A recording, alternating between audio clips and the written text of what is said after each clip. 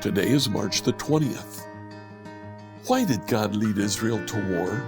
Let's find out together as we read Deuteronomy chapters 7 to 9.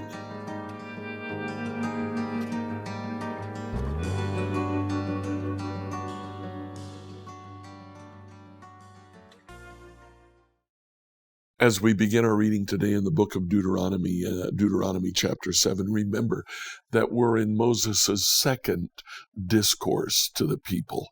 This is the most extensive part of the book of Deuteronomy, and he starts with a presentation of how it is that God will lead Israel into war. Now in chapter 7, he gives the reasoning behind the war. We're going to come back to that at the end. In chapter 8, he calls on them to obey. But then in chapter 9, he begins talking to them about how God will lead them into war. Frequently here, he says, the land which you will take. It's interesting that in these chapters, chapter 7, verses 8 and 9, says God keeps his oath that he swore to your ancestors. Then in verse 9, he says, God is the faithful God who keeps his covenant for 1,000 generations and lavishes his love on those who love him and obey his commandments. God keeps his oath. God keeps his covenant. And as a result, several times here, he says Israel must keep his commands. Now he says that here in 7:9, again in 7:11, 12, chapter 8, verse 1, 2, 6, and 11. Look at 8:1. Be careful to obey, literally to keep all the commands that I'm giving you today. Then you will live and multiply. You will enter and occupy the land the Lord swore to give to your ancestors. God keeps his covenant, and he calls Israel to do the same. Their part of the covenant was to obey his commands. Now, we started with a question. Why is it that God leads Israel into war? Look at what he says here in chapter 7, verse 16. You must destroy all the nations the Lord your God hands over to you. Show them no mercy. Do not worship their gods, or they will trap you. Now later in chapter 9, verse 4, he says, after the Lord your God has done this for you, don't say in your hearts, the Lord has given us this land because we're such good people. No, it's because of the wickedness of the other nations that he's pushing them out of your way. Then again in verse 6 of chapter 9, you must recognize that the Lord your God is not giving you this good land because you're good, for you are not. You're a stubborn people. God says, I lead you into war to conquer the land so that you can rid the land of all idolatry. Be careful not to engage in idolatry. Don't worship the gods of the land that I'm giving you. And don't think I'm doing this because you're so good. I'm doing this because they are so evil. Enjoy today as you read Deuteronomy 7 to 9. Deuteronomy 7 through 9, New Living Translation. Deuteronomy 7. When the Lord your God brings you into the land you are about to enter and occupy, he will clear away many nations ahead of you, the Hittites, Gershonites, Amorites, Canaanites, Perizzites, Hivites, and Jebusites. These 7 nations are greater and more numerous than you. When the Lord your God hands these nations over to you and you conquer them, you must completely destroy them. Make no treaties with them and show them no mercy. You must not intermarry with them. Do not let your daughters and sons marry their sons and daughters, for they will lead your children away from me to worship other gods. Then the anger of the Lord will burn against you, and he will quickly destroy you. This is what you must do. You must break down their pagan altars and shatter their sacred pillars, cut down their Asherah poles and burn their idols, for you are a holy people and belong to the Lord your God. Of all the people on the earth, the Lord your God has chosen you to be his own special treasure. The Lord did not set his heart on you and choose you because you were more numerous than the other nations, for you were the smallest of all the nations. Rather, it was simply that the Lord loves you, and he was keeping the oath he had sworn to your ancestors. That is why the Lord rescued you with such a strong hand from your slavery and from the oppressive hand of Pharaoh, king of Egypt. Understand, therefore, that the Lord your God is indeed God.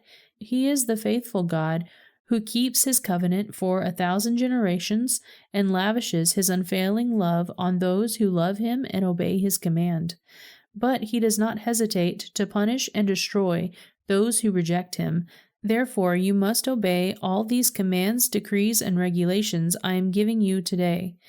If you listen to these regulations and faithfully obey them, the Lord your God will keep his covenant of unfailing love with you, as he promised with an oath to your ancestors. He will love you and bless you. He will give you many children. He will give fertility to your land and your animals. When you arrive in the land he swore to give your ancestors, you will have large harvests of grain, new wine, and olive oil, with great herds of cattle, sheep, and goats. You will be blessed above the nations of the earth. None of your men or women will be childless, and all your livestock will bear young. And the Lord will protect you from all sickness. He will not let you suffer from the terrible diseases you knew in Egypt, but he will inflict them on all your enemies. You must destroy all the nations the Lord your God hands over to you. Show them no mercy, and do not worship their gods, or they will trap you. Perhaps you will think to yourselves, how can we ever conquer these nations that are much more powerful than we are? But don't be afraid of them. Just remember what the Lord your God did to Pharaoh and all the land of Egypt. Remember the great terrors the Lord your God sent against them. You saw it all with your own eyes. Remember the miraculous signs and wonders, and the strong hand and powerful arm with which he brought you out of Egypt. The Lord your God will use this same power against all the people you fear. Then the Lord your God will send terror to drive out the few survivors still hiding from you. No, do not be afraid of those nations, for the Lord your God is among you, and he is a great and awesome God. The Lord your God will drive those nations out ahead of you little by little. You will not clear them away all at once, otherwise the wild animals would multiply too quickly for you. But the Lord your God will hand them over to you. He will throw them into complete confusion until they are destroyed. He will put their kings in your power, and he will erase their names from the face of the earth. No one will be able to stand against you, and you will destroy them all. You must burn their idols in fire. You must not covet the silver or gold that covers them.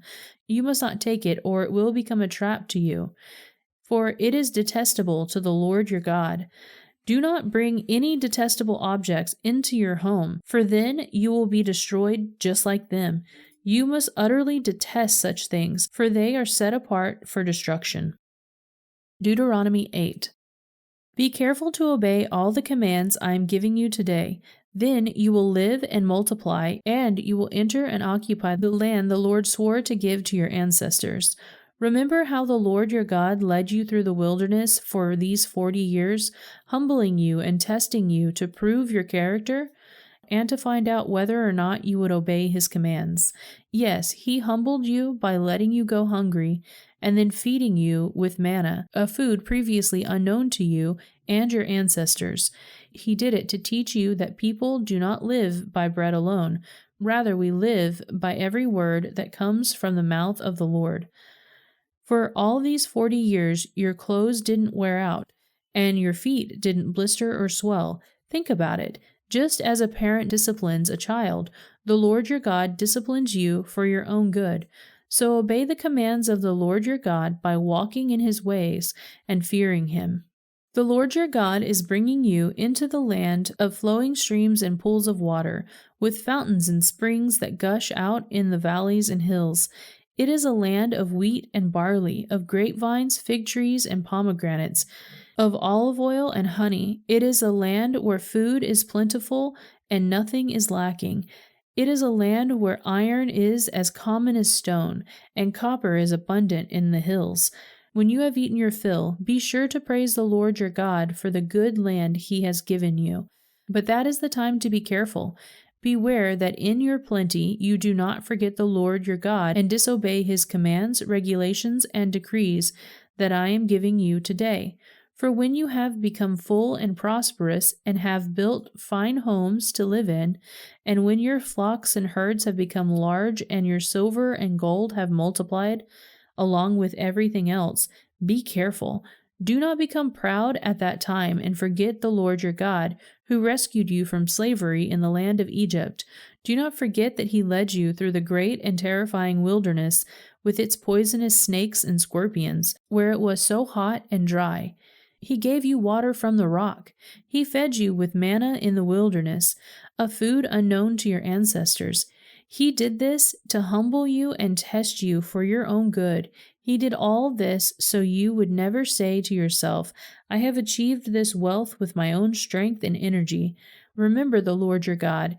He is the one who gives you power to be successful, in order to fulfill the covenant he confirmed with your ancestors with an oath.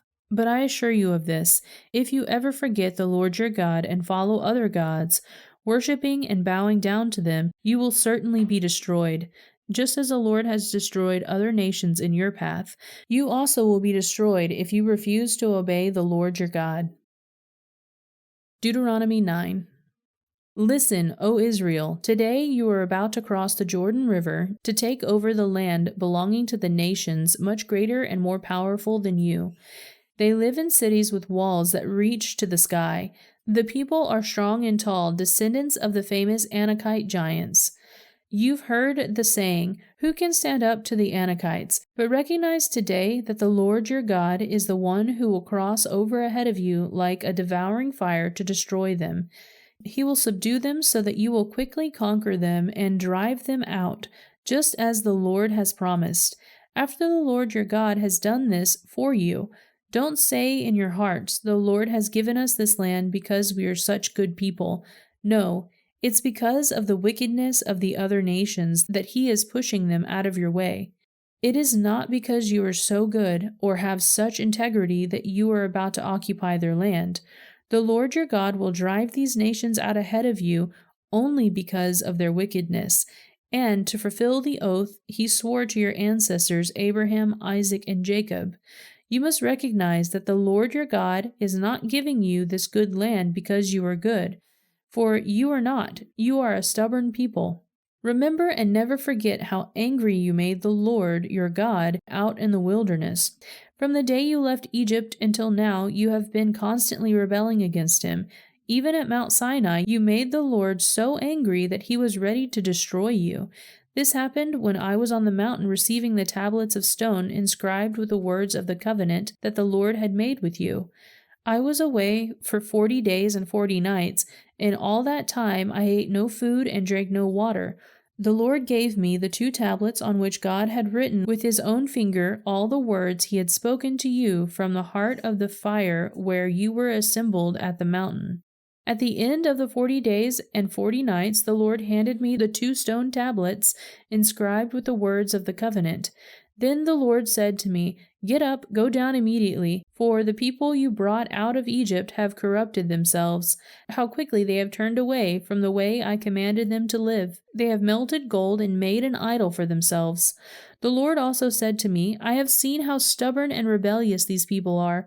Leave me alone, so I may destroy them and erase their names from under heaven. Then I will make a mighty nation of your descendants, a nation larger and more powerful than they are.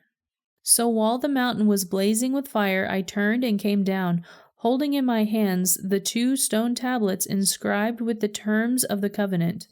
There below me I could see that you had sinned against the Lord your God. You had melted gold and made a calf idol for yourselves. How quickly you have turned away from the path the Lord had commanded you to follow. So I took the stone tablets and threw them on the ground, smashing them before your eyes. Then, as before, I threw myself down before the Lord for 40 days and nights. I ate no bread and drank no water because of the great sin you had committed by doing what the Lord hated, provoking him to anger.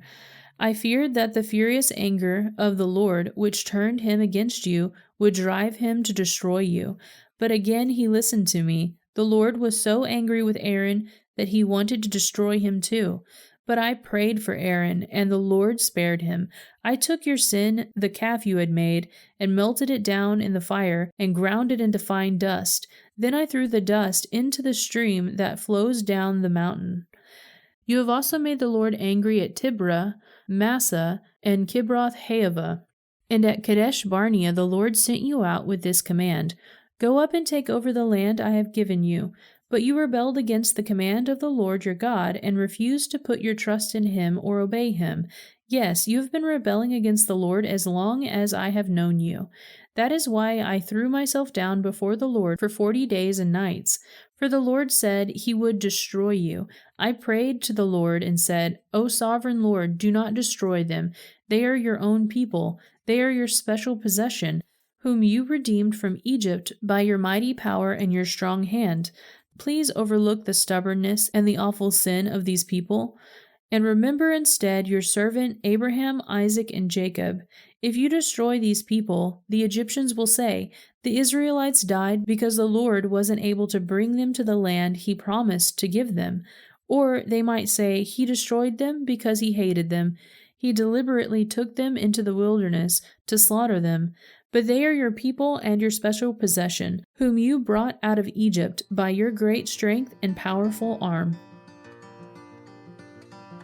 Scripture reading by Emily Herrera. Like, follow, and subscribe to this devotional on whatever platform you use to listen to it. Tomorrow, we'll ask the question, who was Israel's greatest enemy?